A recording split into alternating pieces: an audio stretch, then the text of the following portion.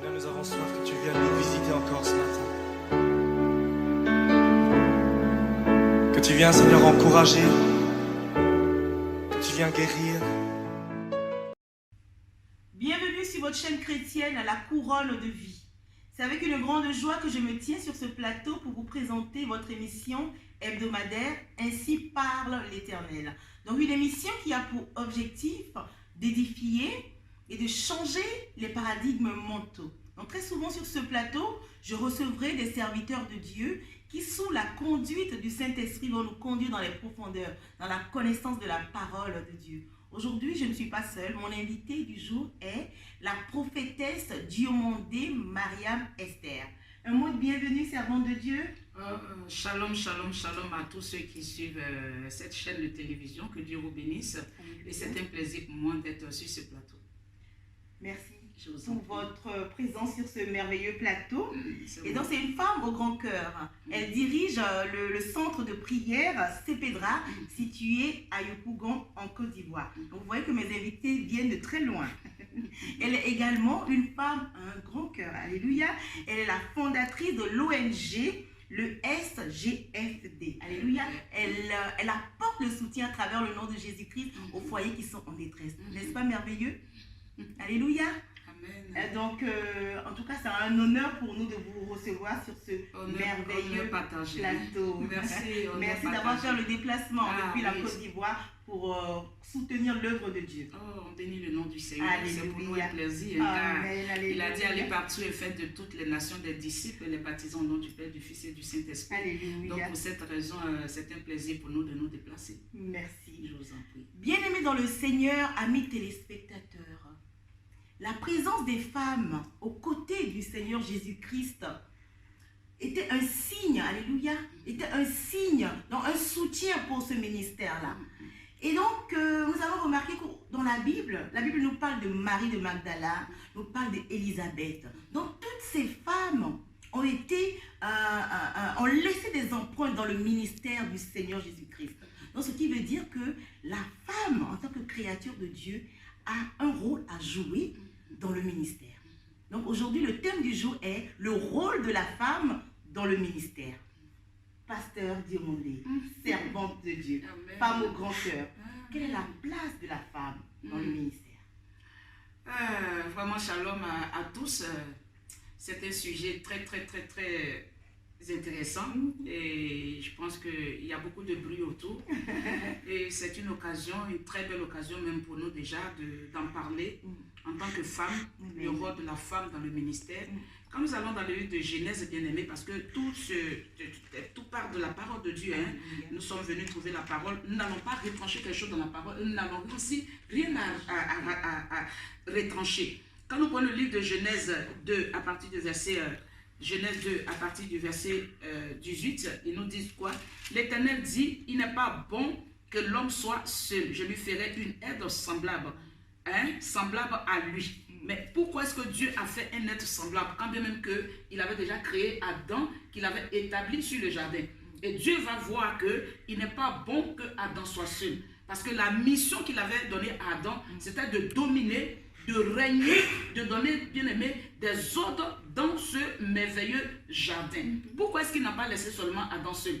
Il a constaté qu'il n'était pas bon que l'homme soit seul. Alors, il lui fait un être semblable. Donc, la femme d'abord, elle est semblable à l'homme. Non pas l'égal, mais semblable à l'homme.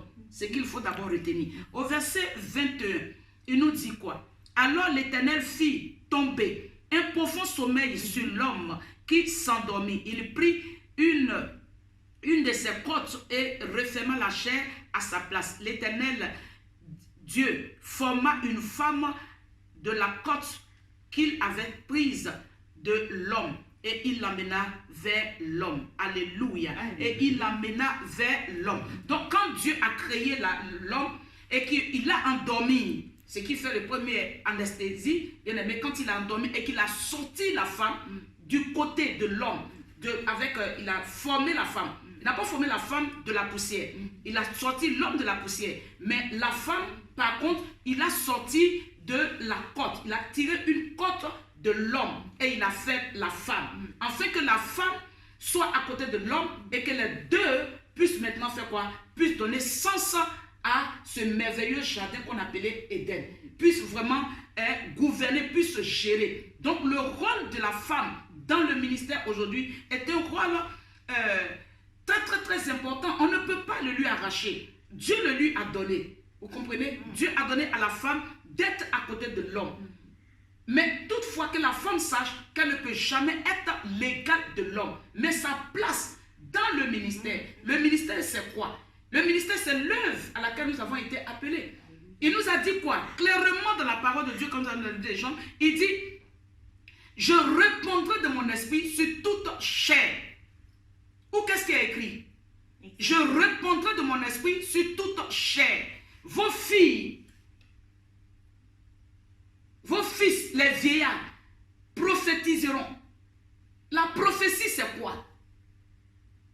Qu'est-ce que c'est que la prophétie? Ou bien la femme, elle peut seulement prophétiser? Mais prophétiser, c'est quoi? Prophétiser, c'est parler de la part de Dieu. Recevoir un message venant du trône de Dieu. Et la femme ouvre la bouche et elle donne, elle diffuse ce que Dieu lui a dit. Elle libère la parole que Dieu lui a communiquée. Sans émotion, sans ajouter. On n'a pas besoin de trembler, on n'a pas besoin de chier comme si on avait mangé. Non, Dieu il est trop sérieux. Donc quand il donne sa parole, il donne à la personne et Dieu nous dit, l'esprit nous a été accordé. N'est-ce pas? Au même titre que Pierre, au même titre que Jean, au même titre que les disciples qui étaient avec lui, les garçons qui étaient là, il a répandu son esprit aussi sur la femme.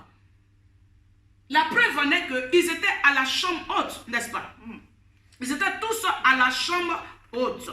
Et à la chambre haute, bien aimé, quelque chose s'est passé. Le jour de la Pentecôte, on dit ils étaient là ensemble, n'est-ce pas? Avec Marie de Magdala et la mère de Jésus. Ils étaient tous là à la chambre haute. Quand Christ leur a dit, allez-y, ne vous éloignez pas, mais attendez, n'est-ce pas? Ou ce n'est pas la mission qui a été donnée. Maintenant, pourquoi Pierre, en allant, n'a pas dit non, les femmes, mettez-vous dans une chambre là-bas? On dit c'était tous d'un commun accord. C'est-à-dire la même manière dont Pierre priait, c'est de cette même manière que les femmes aussi qui étaient là, qui accompagnaient, elles aussi, elles étaient dans la prière. Elles priaient. Et c'est là qu'il y a eu quoi? Un grand bruit, il y a eu un tremblement bien aimé, et l'esprit est descendu sur chacun d'eux. Les femmes ont reçu l'esprit. Donc, autant que la femme a reçu l'esprit, autant l'homme a reçu l'esprit. Alléluia. Alléluia. Si la femme a reçu l'esprit, ce n'est pas l'esprit seulement pour prophétiser. Alléluia. Ce n'est pas seulement pour prophétiser. Si la femme n'a pas de rôle dans l'église, mais la femme peut chanter à l'église. Elle peut seulement prophétiser à l'église. Elle chante, l'homme danse. Mais elle ne peut pas faire quoi? Elle ne peut pas prêcher parce que le ministère, ce n'est que la prédication. Il dit, l'œuvre ne consiste pas seulement en parole, mais la démonstration de cette parole. Donc la femme aussi, quand elle a reçu l'esprit, ce qu'on doit aussi retenir, la deuxième des choses, servant de Dieu qu'on doit retenir, c'est que lorsque l'esprit de Dieu vient, l'esprit n'est pas féminin. Non. Donc quand l'esprit, la femme reçoit l'esprit, elle ne reçoit pas l'esprit en tant que féminin. Même quand elle est féminine, elle est féminine bien aimée, l'esprit qui descend étant masculin, fait d'elle une personne non plus ordinaire, mais une personne extraordinaire. Donc ce n'est plus une femme qui est là. Amen. Pour l'œuvre à laquelle Dieu nous a appelés. C'est ça qu'est la vérité. Alléluia. Amen. Merci. Je vous en prie. Cette lumière qui est venue éclairer encore une fois les doutes de nos téléspectateurs. Parce qu'il y a beaucoup d'appréhension autour de ce sujet. Mais la femme servante de Dieu, la femme prophétesse, la femme pasteur, celle-là qui apporte la parole de Dieu, comment est-ce qu'elle peut concilier le fait d'être au service de Dieu et sa vie professionnelle, ses engagements auprès de la famille? Est-ce qu'on peut lire Juge 4, verset 8 à 10? Juge 4, verset 8 à 10. D'aucuns même nous disent que la prophétesse, est-ce que ça existe, prophétesse et tout ça? Oui, qu'est-ce que la Bible nous dit? Je lis la parole. Amen. Barak lui dit, si tu viens avec moi, Barak lui dit, si tu viens avec moi, j'irai. J'irai. Mais si tu ne viens pas avec moi, mais si tu ne viens pas, je n'irai pas. Je n'irai pas. Elle répondit, j'irai bien avec toi, Mais tu n'auras point de gloire sur la voie où tu marches. Car l'Éternel livrera Sisera entre les mains d'une femme. Et Déborah se leva. Et elle se rendit avec Barak à Kedash. Alléluia. Le temps est tellement court. On dit Déborah se leva. Déborah, qui veut dire abeille. L'abeille pique. Hein.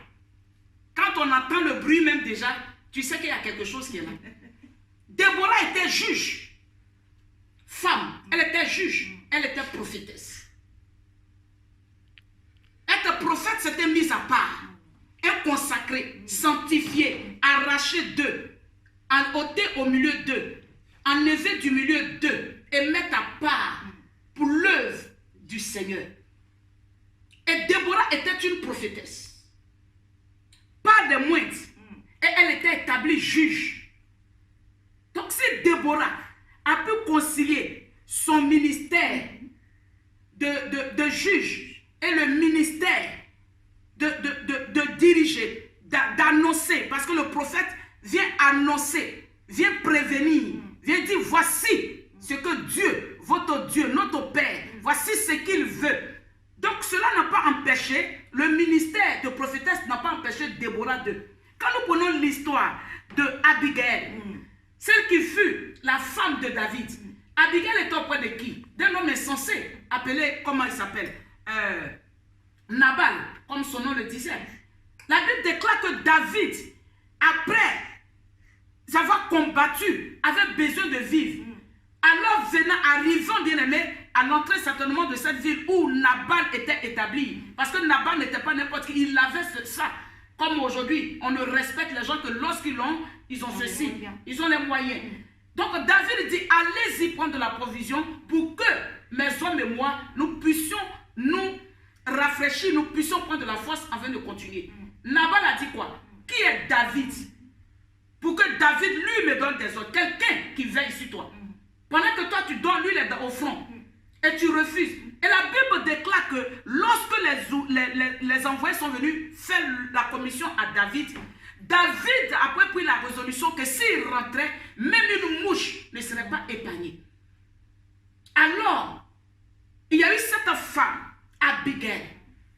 Nous on le dit Abigail, elle est belle, elle a de bonnes pensées. Moi aussi je suis belle et j'ai de très bonnes pensées. La Bible dit que un ouvrier s'est mis à part et allait voir Abigail dans le secret pour dire maman, si tu ne te lèves pas aujourd'hui là, toi ou nous, même le chiot, personne ne restera. Parce que voici ce que l'insensé vient encore de faire. La Bible déclare qu'aussitôt dit, aussitôt que cette femme-là a pris tout ce dont le roi, dont David avait besoin, elle a pris son âme, elle s'est assise dessus, elle est allée à l'encontre de David. Arrivée au niveau de David, la Bible dit qu'elle est descendue de son état de gloire. Elle est descendue, bien aimée. Elle était femme de foyer. Elle était femme qui veillait sur son mari. Parce que son mari gâtait, elle était là, elle arrangeait. Cela ne l'a pas empêché aussi d'être au service de son père. Donc aussitôt elle est descendue, elle a présenté dans son humilité sa manière de faire. Elle a pris sur elle. Non, cette femme. Elle dit au roi David, roi, c'est de ma faute. Ne te salis pas les mains. Parce que comme son nom l'indique là, il ne vaut même pas la peine, roi. Voici ce dont tu as besoin. David a été tellement touché par l'action de cette femme que lorsque Nabal est tombé, qu'il est mort. Et ce qui m'a plu lorsque la femme est rentrée à la maison, tellement elle est sage. Au jour d'aujourd'hui, nous avons besoin des femmes mises à part, des femmes sages, des femmes craignant Dieu. Parce que le tout n'est pas de dire je suis prophétesse, je prophétise. Parce que prophétiser, bien aimé, Dieu ne va pas descendre pour changer notre caractère. Et c'est ce qui fait qu'aujourd'hui, on confond tout et on dit, on parle de Jézabel, on parle de ceci, parce qu'on refuse que notre caractère soit transformé. Amen. Mais à l'image d'Abigail, nous devons avoir un caractère comme cette femme, belle de visage, belle de figure, hein, de caractère et tout. Elle a pu sauver tout un peuple. Amen. Mais il y a tellement de sang. Alléluia. Yeah. Servante, Yes. les interdictions de l'apôtre Paul, dans le livre de 1 Timothée, chapitre 2, qui revient à chaque fois, qui est le slogan qu'on chante partout, que la femme ne doit pas porter la parole de Dieu. Qu'est-ce que vous en pensez? Vraiment, Dieu bénisse notre papa, l'apôtre Paul, parce que chacun a payé selon ses actions. Nous avons vu comment l'apôtre Paul comment on appelle, persécuté l'église et comment Dieu s'est révélé à lui. Donc la persécution de quelqu'un n'est pas aussi la persécution de quelqu'un d'autre. Ma traversée du désert n'est pas la traversée de ce que vous avez eu. Donc l'apôtre Paul a donné une parole. Mais je tiens à dire à quelqu'un que l'apôtre Paul n'est pas Jésus. L'apôtre Paul n'est pas mort à la croix de Golgotha pour quelqu'un. Il y a une seule personne qui est morte à la croix de Golgotha et qui est ressuscitée. Et qui m'a dit, je m'en vais au Père te préparer une place. Si tu fais ta part, moi aussi je ferai pour toi. Donc moi je m'attelle à faire pour moi. L'apôtre Paul a fait pour lui. L'apôtre Paul a donné une pensée. Est-ce que la pensée de l'apôtre Paul doit être une pensée qui dit aujourd'hui, voici ce que Dieu dit. Il dit, voici ce que je pense. Voici des versets. Nous allons prendre cet après-midi. Il faut que nous aidons. Aujourd'hui, on prend des parties qui nous arrangent et on laisse ce qui, Actes 18, verset 26, nous dit quoi? L'apôtre Paul même. Je ne contredis pas ce que l'apôtre Paul a dit, hein, mais je veux par des versets bibliques ce soir que l'apôtre Paul même a été avec des femmes. Lisons la parole de Dieu. Actes 18, verset 26, toi qui nous suis. Il est écrit. Yeah. Il se mit à parler librement dans la synagogue. Aquilas et Priscille, l'ayant entendu, le prirent avec eux et lui exposèrent plus exactement la voix de Dieu. Amen. Allons dans Romains 16, verset 1 à 2. Priscille, bien-aimée, était une femme qui était avec Paul, l'apôtre Paul. L'apôtre Paul pouvait dire non, la femme ne peut pas s'approcher. Mais elle était là aux côtés de l'apôtre Paul. Romains 16, verset 1 à 2 nous dit. La Bible nous dit, Yeah.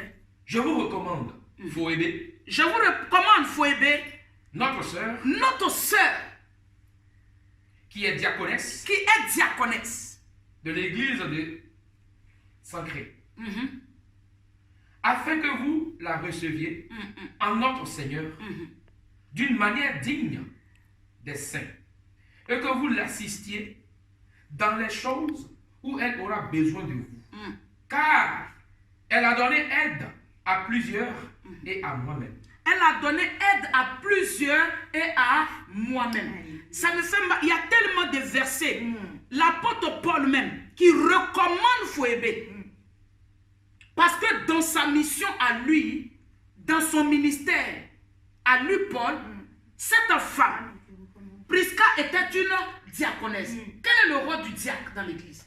Quel est le rôle du diacre? Pour rire, on dit chez nous que le diacre c'est celui qui doit balayer l'église, qui place les chaînes. Mais on dit, le diacre c'est quoi? Ceux qui s'occupaient des choses de l'église. S'occuper des choses de l'église n'est pas aussi une tâche. Donc la femme peut balayer l'église, elle peut placer les chaises, mais elle n'a pas droit peut-être à la prédication ou à la chair. C'est ce que Dieu dit, ou c'est ce que Paul dit, ou c'est ce que chacun, c'est derrière cela que chacun doit se cacher. C'est clair. La parole de Dieu, on ne retranche pas ce qui nous arrange. Mais on doit lire, quand tu lis en haut, tu lis aussi en bas. Pour comprendre effectivement, on ne tire pas un verset dans son contexte. Selon son avantage. Son nom selon son avantage à soi. Exactement. Donc la femme, au temps de l'apôtre Paul même, on peut prendre Philippiens 4, verset 3. Il faut qu'on lise. Parce que les gens ont l'habitude de voir certains versets très facilement. Le nom de Anne, de la femme samaritaine. Qui Jésus même qui est Jésus. Jésus-Christ même qui est Jésus pouvait dire non, je ne peux pas m'approcher d'une femme. Oui, il nous dit quoi? Philippiens, Chapitre 4, verset 3. Il nous dit. Et toi aussi, fidèle collègue, oui, je te prie de les aider et qui ont combattu pour l'évangile avec moi. Il dit quoi? Fidèle collègue. Qu'est-ce qu'il appelle collègue? Tout cela. Qui est son collègue? C'est moi, Marianne. Ou bien, c'est toi, servante de Dieu. Arrête de te cacher derrière. Arrête de cacher maman derrière toi, papa. Elle a une force qu'elle doit t'apporter. Dieu a donné l'autorité à l'homme. Mais le spirituel, pendant que l'homme est endormi sous l'anesthésie, bien-aimé, est-ce qu'on sait ce que Dieu a confié à la femme? Nul ne le sait. aura le savoir, prions le Seigneur bien-aimé. Il nous dira qu'il a confié le spirituel à la femme. C'est pas un homme qui respecte sa femme, son ministère est grand. Un homme qui a trouvé la femme véritable pour le ministère. Pas aujourd'hui ces plaisantins qui disent, il y a la femme de dehors, il y a la femme de chauffer et il y a la femme du ministère. Celui qui a trouvé une femme a trouvé le bonheur. Et un homme de Dieu qui veut réussir son ministère, qui trouve réellement cette femme-là. Parce que le spirituel est caché en la femme. Elle voit ce que l'homme tarde à voir. Et là où l'homme échoue, la femme ne peut pas échouer. Alléluia. Nous sommes arrivés à une période où la femme, bien aimée, doit mettre en exergue ce que Dieu a mis en lui. Il dit, voici, Prisca, Théophile, il dit mes collègues, c'est le même Paul, mes collègues. J'envoie mes collègues, traitez-les comme vous m'avez traité. Non, quand Paul a dit quoi? Il a tout dit. Alors, que le nom de Dieu soit Qu'il béni. soit glorifié, prophétesse. Pour celles qui nous regardent, qui se posent des questions, qui ont envie de se lancer, c'est qu'elle a un appel, qui veut se lancer dans son ministère, mais se sent étouffée. Peut-elle être libre de prêcher? Peut-être être libre. Est-ce qu'on peut voir Romains 16, verset 12 à 14, bien aimé? Romains 16, 12 à 14. Nous avons l'histoire de Prisca et nous avons l'histoire de Perside. Romains 16. Oui, homme de Dieu. Saluez Tryphène et Tryphose, qui travaillent pour le Seigneur. Saluez Perside, la bien-aimée, qui a beaucoup travaillé pour le Seigneur. Saluez Rufus, l'élu du Seigneur, et sa mère, qui est aussi la mienne. Alléluia. Amen. Que le nom de Dieu, homme de Dieu, soit béni. Tu lis trop bien. Alléluia. Amen. Donc, je voudrais encourager. On ne se lève pas. D'abord, on ne se lève pas. Parce qu'on a eu une vision aujourd'hui où on a fait un rêve et cela s'est réalisé. Il faudrait que les choses soient claires. Parce que c'est le manque d'attente et de formation et d'écoute profonde et d'approche vers les pères qui crée aujourd'hui beaucoup de désordre. Pour en venir à la question, si ces femmes ont œuvré, si ces femmes ont travaillé, je ne sais pas pourquoi est-ce qu'aujourd'hui, nous ne pouvons pas travailler en tant que des missionnaires, en tant que des ambassadrices de l'Éternel des armées. Mais le conseil que je donne à toute femme, c'est que rien ne doit se faire dans le désordre. Lorsque Jésus-Christ est arrivé au puits, il a trouvé la femme samaritaine, une prostituée, une mise à part, qui ne pouvait même pas sortir au moment où ses amis sortaient. Mais Jésus, voyant sa saleté, sa boue, Jésus voyant ce qu'elle était, bien aimée, il ne regardait pas ce qu'elle était, mais ce qu'il était capable de faire de cette femme samaritaine. Alors il a un entretien avec cette femme. Au fil de cet entretien, la Bible déclare que le père était arrêté et la femme allait au village aller évangéliser, vrai ou faux? Ouais. Mais pourquoi Jésus n'a pas dit je suis Jésus, la femme n'a pas droit? Mais Jésus est resté arrêté, la femme allait chercher les hommes pour venir. Amen. Et lorsque le troisième jour, bien aimé, la Bible dit que les hommes étaient là-bas, quelque part. Je ne sais pas où ils étaient, hein. Là-bas, là, je n'étais pas là-bas. Mais la Bible dit que les femmes étaient allées embaumer le corps. Et c'est là, bien aimé, que l'ange s'est révélé à eux. Et le Père s'est révélé à eux. Amen. Où étaient les hommes? Et il a dit aux femmes, il n'a pas dit femmes, chut. Il dit femmes, allez-y, annoncez ce que vous avez vu. Dites aux garçons, dites aux hommes, dites à vos papas, dites à vos maris qu'ils ont oublié. Mais vous, comme vous ne l'avez pas oublié, dites-leur que ce que j'ai dit est la vérité. Amen. Lorsque la femme samaritaine a fait venir les hommes, les garçons, ils ont dit maintenant femme. À la présence de Jésus, elle continuait de prêcher. L'onction qu'elle venait de recevoir, elle continuait d'annoncer. Et ils ont dit, femme, ce n'est plus à cause de ce que tu nous as dit. Mais nous-mêmes, nous sommes venus, nous avons constaté. Femme, qu'est-ce qui doit t'empêcher? Mais ton mari doit te donner sa bénédiction. Le problème qui se pose aujourd'hui, certainement qu'on aura un autre débat Bien sûr. à ce sujet, Bien sûr. c'est d'avoir monsieur et madame sur le ministère. Alors que pour moi, ça devait être la chose la plus merveilleuse. Mais tant que la femme ne reconnaît pas, la femme peut recevoir, peut-être que celle qui a eu la vision, mais elle doit savoir que la tête, c'est d'abord l'homme. Amen. Et elle est la couronne Amen. de l'homme. Amen. Prophétesse, Yeah. un mot de la fin pour nos déjà. téléspectateurs. Ce que je voudrais que quelqu'un retienne pendant que vous allez suivre cette chaîne de télévision, je voudrais encourager, dire merci à nos papas qui nous donnent l'onction, qui nous donnent la force de pouvoir continuer cette œuvre merveilleuse. Et pour moi, la femme en tant qu'entité a reçu aussi le baptême du Saint-Esprit. Avant de recevoir le baptême du Saint-Esprit, elle a reçu le baptême par immersion. Elle a reçu le baptême du Saint-Esprit. Comment on appelle? Jean-Baptiste a dit, moi je vous baptise d'eau, mais lui il viendra vous baptiser de feu et de puissance.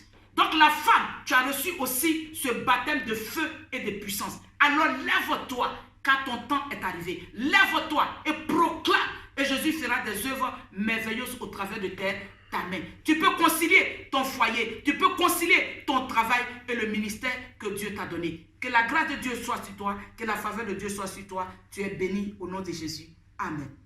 Merci, prophétesse. C'est moi. Merci, merci. Bien-aimés dans le Seigneur, amis téléspectateurs, j'espère que ce temps de partage et cette émission ont été une source de bénédiction pour vous. Et ça a été le voile qui a été ôté. Alléluia, le voile de l'incertitude, le voile des doutes a été ôté à travers cette émission dans vos pensées. N'hésitez pas à poser vos questions pour nos prochaines émissions. Cela servira de thématique pour nos prochaines émissions sur ce plateau. Merci et soyez connectés sur votre chaîne préférée, La Couronne de Vie. À bientôt, que Dieu vous garde.